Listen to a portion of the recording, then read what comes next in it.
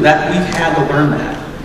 And so, you've never seen an angrier person than a fucking hipster who has audited how far your bumper has encroached that fucking box. And they will give you a look, and it's the last second they'll walk past, and you're like, I know I'm in the box a little bit, but she's not looking. And then the very last minute they go, and you're like, you fuck you! And it's 2 days gone past.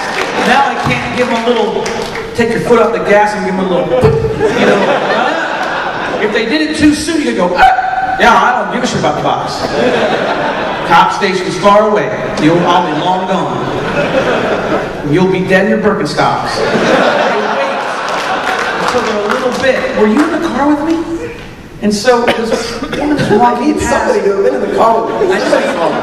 I was in the car and I'm talking, and I've gone way too far into the box.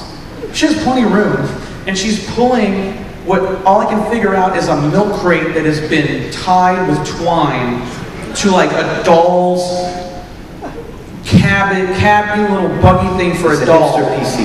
No. This is a homeless person. Oh.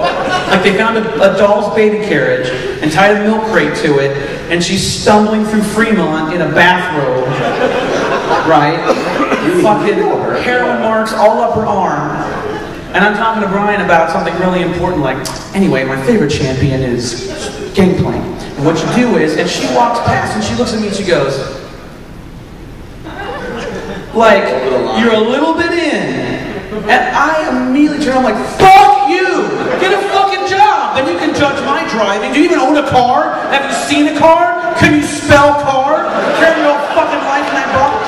And Brian goes, ooh! Why are you so angry? And I said, I don't know. I honestly can't tell you why I'm so mad. I think it was the milk crate. Just so do they really? Really? Yeah, my friend, he like pulled into the box and like someone walked by and locked one on the front of his car. Wow. But who asked you that?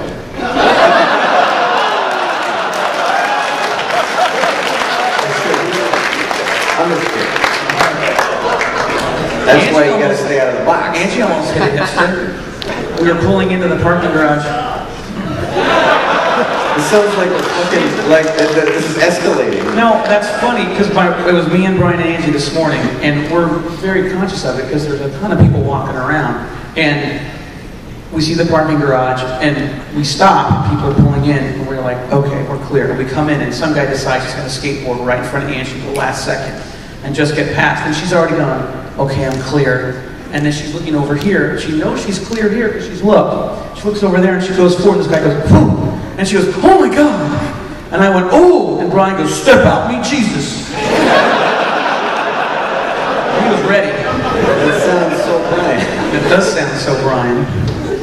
Brian got into a car accident. We were driving back from seeing my dad in Dallas, and he's at a stoplight, 100% stopped. And it's been a rough day, because my dad was in the hospital sick. And it's like, you know, Brian and I would both have separate cars. We're driving home different times, different routes. And he's at a stoplight, and he's just sitting there at the stoplight, probably thinking about life. And someone just comes up and goes, and hits him and knocks him into the guy in front of him. And so I get a call, and he goes, where are you at? I'm still on 423. No, I said, I'm on tollway. And he goes, well, come to 423 because I got hit. Someone rear-ended me and knocked me in the car in front of me, so I got to wait for the cop. And so I go, okay, hold on. Click over and go, Angie and Brian got in a car accident. It was fine. And she goes, oh. So I'm thinking to myself, I know my brother, and I know the minute the car hit him, he went, the fuck! And so when I got to Brian, he's standing there, and the cop is taking all these three different stories. And I look at Brian and I go, hey, Brian, was the first thing you say when she hit you, did you go, the fuck? And he goes, no, yeah, I did.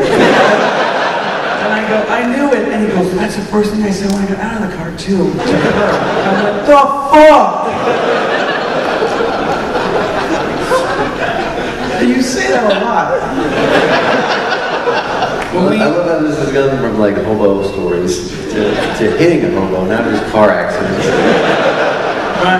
Brian's a funny guy. When we were when we were throwing shit away for me to move here, we were just throwing a bunch of shit away. And we had a dumpster that we parked in front of our house. We're just throwing shit away. And anything we found that was breakable, we're like, oh, let's not just throw it away, let's destroy it. And so Brian, we found this big vase, and Brian's like, oh, film it. So I got my iPhone, and Brian goes, all right, what we're gonna do is I'm gonna throw it here, I'll bounce it off that corner so the debris will fly into the thing, and then none of it will come out at us. And I backed up, and Brian's like, I got it, I know. And he does, to his credit, I mean, he's really good at this. I'm not. He and my dad are super good at like building things and understanding physics. I own it. I don't. But Brian takes it and he goes, all right, here we go. 1, 2, 3. And the thing hits both balls and it doesn't break. And Brian goes, all right, here we go. The fuck? And he walks in, picks up, and he goes, the fuck? And then he just tossed it in gently and it went, and then he turned to me and he goes, slip and bleed. That's what we call that, slip and bleed. The fuck? We should make you a shirt that just says the fuck. And then you can just be like... Yeah, then you can save the voice. You just, like Superman. Like you get in the elevator and you hit 4, and the guy watches you hit 4, then he leans over and he goes, 4, and you just go. And when you get known, then he hits 4 and you start to just do this, and he goes, okay. So do we want to talk about Kris and Scott's shit? Yeah. Do you have a story? Oh, I had a story that was super tangential now because I had a hobo story. They're all tangential. I gotta keep the show on track, Scott. Okay. I'm the only one who's managing the content. Nobody cares. I got the only time to my face that I got a slur thrown at me was in San Diego. For what? You're white. Thank you for maintaining. I needed to hear that from your friend. You'll always be white to me.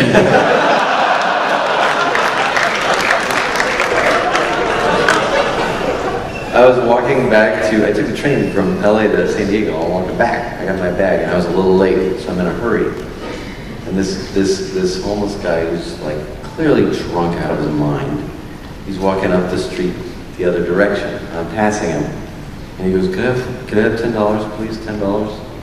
And I said that $10 is a very specific amount of money, too. It's not like some money or whatever you got. It's $10. Yeah. But I'm in a hurry, and I'm like, no, I'm sorry, I can't do that. And as I'm walking past, he goes, well, go back to Iraqi motherfucker. Really?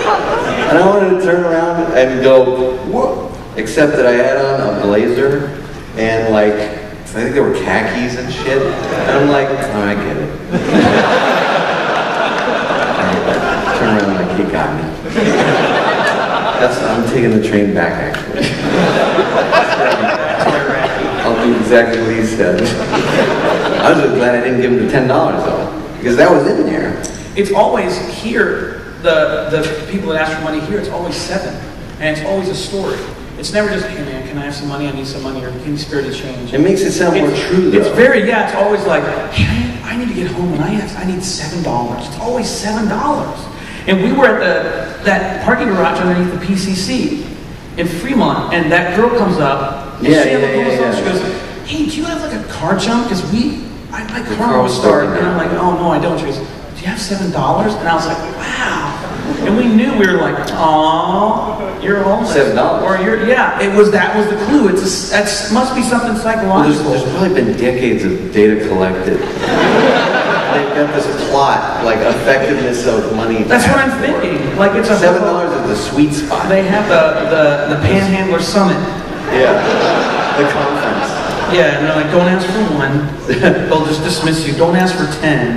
That's too much. Right. 7 throws them off. It's 5 and a little more. And people feel good about it. All right, we can talk about the show now. I think it's about time. We're gonna run along anyway, but let's go for it. So it's actually on. It's actually running now.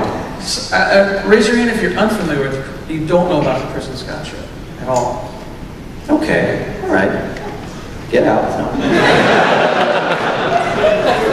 It is a show that was just built around our brilliance. We did an episode of the Penny Arcade show where we took over the Penny Arcade and it was a big hit. Yeah. And then we did these panels and they were a big hit. And so the guys that filmed the Penny Arcade reality show said, why don't we do a Kris and Scott show? We can do a Kickstarter. We'll raise the money and do a Kickstarter. And we asked for, what did we ask for? We asked for $50,000. Yeah. 40 of which would pay to produce it and 10 of which would be to make DVDs eventually. Yeah. And in 4 days we had it raised. And then... And we really thought at the beginning, $50,000. We'll ask for 30, and then we'll kick in the 10 each. And then we'll make up the rest. We'll never get 50. Nobody wants that. They already think we have a lot of money. Yeah. We go to panels and drink expensive whiskeys and wear suits. Apple juice. Sorry. And, but it... Very expensive suits. That's how you drop that in.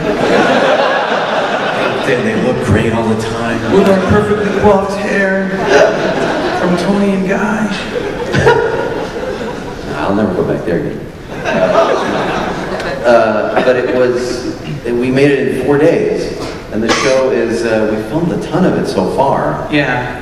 Which is why we can now deliver to you tonight a segment from the upcoming episode. So the pilot was our test show. Right. And if you go to the Kickstarter page, you can see that. And the first film show, the second episode, was about families, about my dad. And the third episode has Mike in it. We should have Mike come up to introduce this clip. Let's have Mike come up. Mike Krahulik. He will.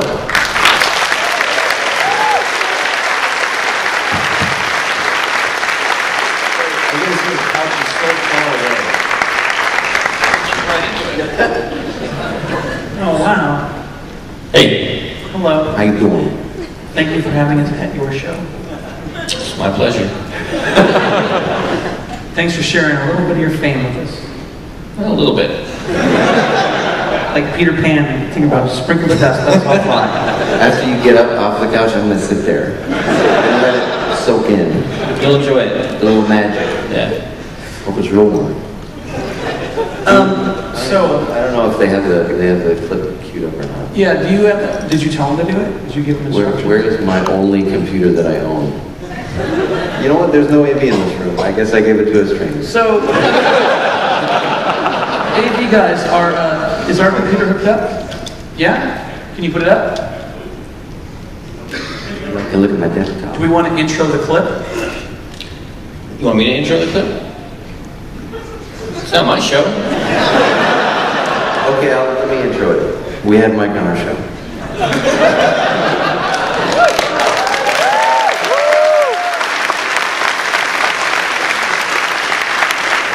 This is an exclusive clip featuring Mike. I was honored to be a part of it.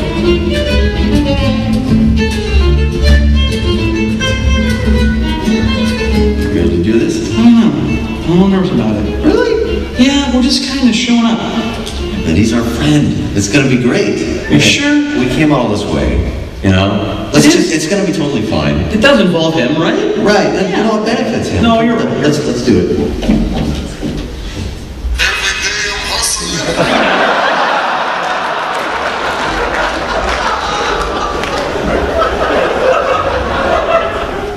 Fuck are you losers doing? Why'd you bring the camera crew? You're not supposed to come to my house, right? Oh, Kris show. No, this is our show. It's our show. This is my house.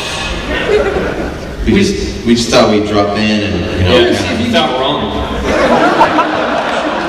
No, I've told you like 100 times I'm not going to be on your stupid show, alright? Wow. It is. Pretty big, actually. Bigger than your house. You guys haven't been here before, huh? Never. No, what a house. I guess you come in, see the entryway. Yeah? Yeah, sure. Awesome. Alright. Great. Whoa! What? No shoes. Shoes off. Well, you're wearing shoes. Yeah, and I spent like $1,000 to have them treated so I can walk around inside my house.